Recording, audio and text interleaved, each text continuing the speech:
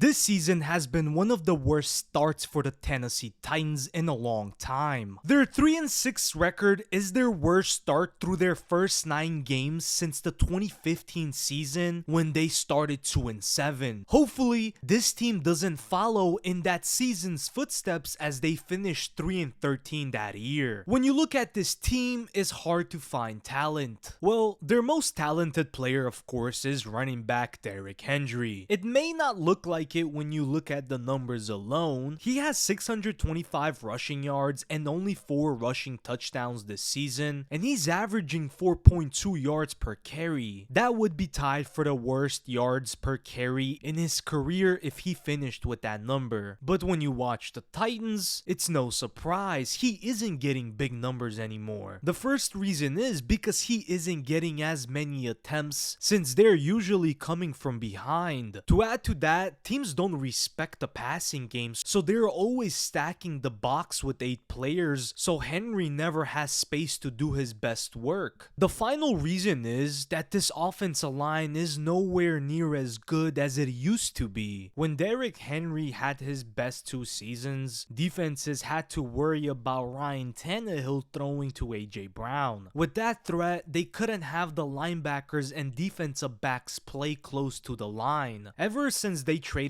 Brown to the Eagles, Henry's rushing yards have been much harder to get. They tried to replace him with first round pick Treylon Burke, but it hasn't come even close to it. This offseason, they signed DeAndre Hopkins, but he's in his 11th season and is nowhere near the player he was in his prime. But honestly, it doesn't matter how good the receivers do if the quarterback under center isn't able to get the ball to them. Ryan Tannehill brought his career back to life when he went from the Dolphins to the Tennessee Titans. Unfortunately for him, his faults are not being a great quarterback are coming back to haunt him. Without that good blocking and the game-changing receivers, he isn't able to get the ball down the field like he usually did before. His strength was always play action and throwing deep, but he hasn't been able to do that. Now, the Titans seem to be giving rookie Will Levis a shot. He had a great first day as he threw for 4 touchdowns and no interceptions, but he hasn't thrown a touchdown since and has thrown 2 interceptions. It's fair to wonder if they will stick with him or try to go back with Tannehill. It doesn't seem to make any difference which one they go with. Even when Tannehill was having his career seasons, the quarterback has always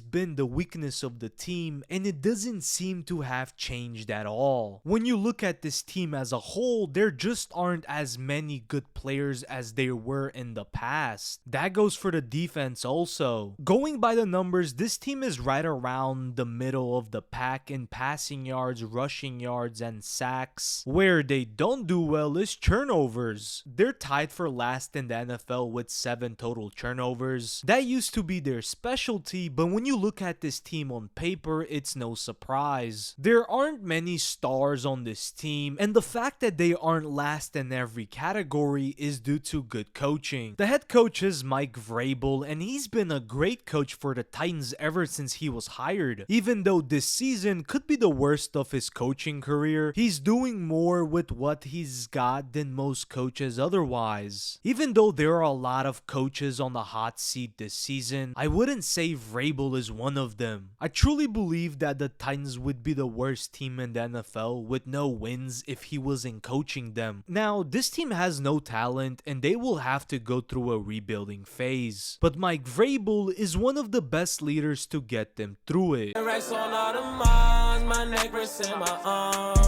Bitch, we some stars, pull up in foreign cars.